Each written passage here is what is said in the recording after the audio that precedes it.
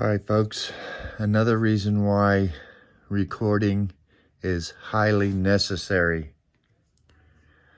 Police hate it, but it is necessary because this is Tempe PD, and if another person hadn't have been recording this, this totally would have come out different. 100%. We know this totally would have come out different. All of it happening during an interaction between African-American teens and Tempe police. Now the department is reviewing what happened, and as ABC 15's Zach Crenshaw discovered, a nearby witness recorded the whole thing, and it escalates rapidly. This video begins when the Tempe police officer arrives on scene.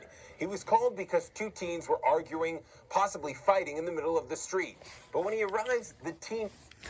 Arguing is not a crime.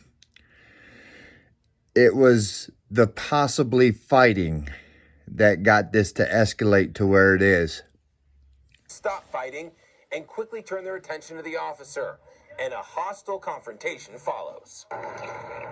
The officer immediately detains one of the teenagers who feels disrespected. Totally. A nearby teen girl quickly starts arguing legality. This is not your property. This is not your property.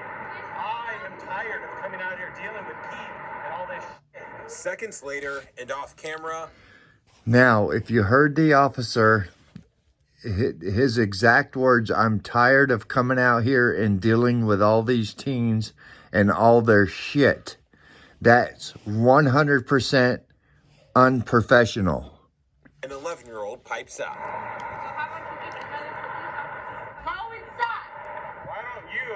Grow up and go inside like you just got told. That comment changes the whole encounter. Don't talk about nobody like that. The child's older sister and brother begin berating the officer. Come down and keep with me again. Sit down.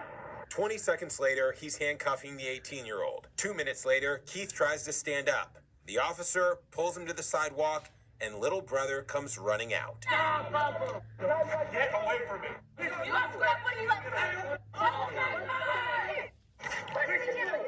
Maybe both parties could have done things a little bit differently. Tempe police admit things didn't need to... Exactly. If this officer had the proper training, this should have never happened. He actually pushed this 11-year-old kid onto the ground. He's lucky he didn't smash his head backwards on the ground.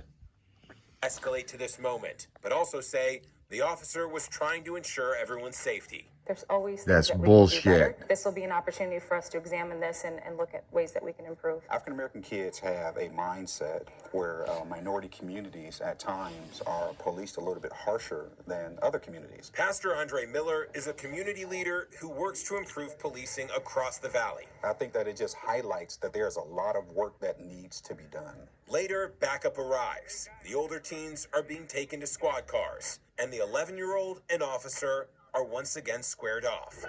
This time, the child shoves the officer. Now you're under arrest. After, the two discuss it. You're arresting my brother, bro. The confrontation doesn't end with handshakes or smiles. Pastor Miller's just hopeful Tempe police will take the incident and say, We're going to have proactive, constructive conversations. This gentleman, this pastor, is going to run for mayor. I believe it's mayor. If you guys see him on the ballot, vote for him. He's really a good guy. To change the culture in our policing. Now, Keith was arrested for 2 misdemeanors. The other teen let go. Pastor Miller tells me he's meeting with the city in the coming weeks and hopes to sit down with the family and the police department to start the reconciliation process. Zach Crenshaw, ABC 15, Arizona. That's it, guys. That's what Tempe police do. Try this simple 10-second No fix to reverse type 2 diabetes in 2 training weeks. whatsoever in the police departments in Tempe and Mesa. Spitting Cobra, bringing it to you real.